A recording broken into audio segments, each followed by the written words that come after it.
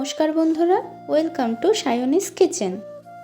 পাট শাক তো আমরা অনেকে অনেক রকম পদ্ধতিতে করেছি, কিন্তু আপনারা একবার এই পদ্ধতিতে করে দেখুন, খেতে হবে দুর্দান্ত সুন্দর। এখানে আমি পাট শাক কেটে নিয়েছি এবং পেঁয়াজ, কাঁচা লঙ্কা ও রসুন কুচিয়ে নিয়েছি। এবার একটা পাত্রে জল গরম করতে দেব, তার মধ্যে দিয়ে দেব কুচনো পেঁয়াজ ও কাঁচা লঙ্কা চেরা। এবার 5 থেকে 7 মিনিট পেঁয়াজ আর কাঁচা লঙ্কাটাকে ভালো করে সেদ্ধ করে নিতে হবে। এবার আমাদের এখানে দিয়ে দিতে হবে কুচনো পাট শাক।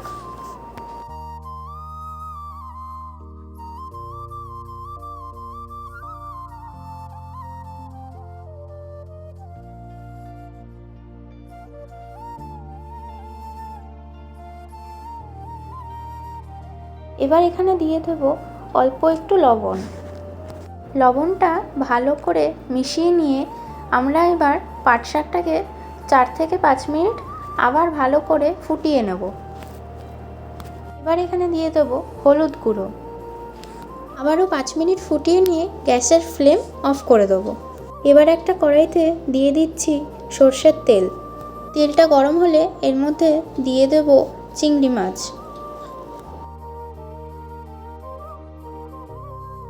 চিংড়ি মাছগুলোকে কিন্তু হালকা করে ভেজে নেব।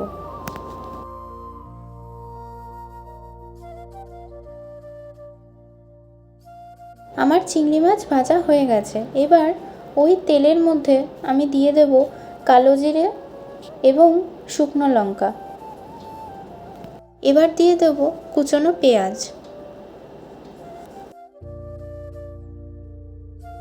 পেঁয়াজ দিয়ে 2 থেকে 3 মিনিট পেঁয়াজটা কিছুক্ষণ ভালো করে ভেজে নিয়ে এরপর আমরা এখানে দিয়ে দেব রসুন কুচি। রসুন কুচি 1 থেকে 1.5 মিনিট ভালো করে ভেজে নিয়ে এর মধ্যে দিয়ে দেব হালকা করে ভেজে রাখা চিংড়ি মাছ।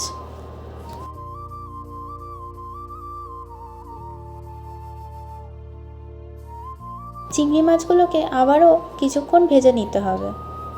ভাজা হয়ে গেলে এর মধ্যে এবারে আমরা সেই সেদ্ধ করে রাখা পাট শাকটা দিয়ে দেব। এবার সব কিছু ভালো করে মিশিয়ে নেব। মিশিয়ে নিয়ে 4 থেকে 5 মিনিট ভালো করে ভেজে নিতে হবে।